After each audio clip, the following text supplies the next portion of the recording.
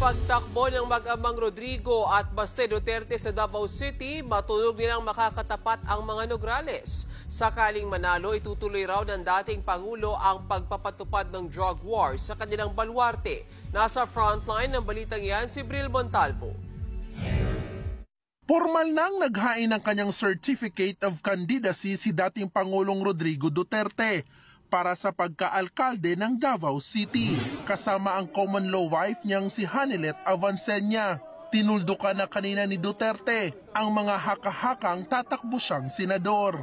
Sa kanyang muling pagtakbong mayor, nagbitaw ng pamilyar na babala ang dating Pangulo laban sa mga sangkot sa iligal na droga.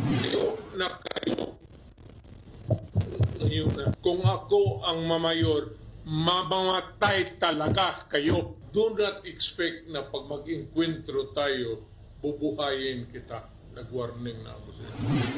Sakaling manalo, ito na ang magiging ikawalong termino ni Duterte bilang mayor ng Davao City. Itutuloy raw niya ang kanyang war on drugs para sa kapayapaan ng lungsod. I just want a peaceful city. Pag inabutan ko kayo, patayan talaga tayo. Pati yung human rights, sabihin ko na ngayon.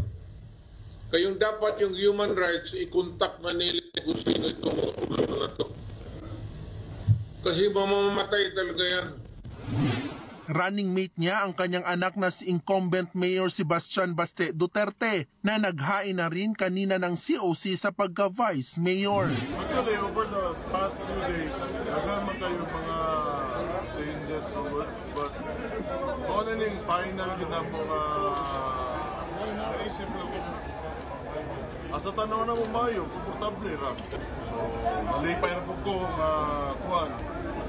Kaya mga tauhan na mga taga-Davao, nalipay sila nga balik ng pinalangga na to ng former president o former mayor din sa Davao City. Matunog namang makakatapat ng mga Duterte ang pamilya Nograles, lalo pa itong naging maugong nang magbitiw na kanina bilang chairman ng Civil Service Commission si Attorney Carlo Nograles. Naghain na rin ng kandidatura bilang re-electionist si Davao City 1st District Representative Paulo Duterte. Isinumiti ang kanyang COC sa pamamagitan ng kanyang abogado.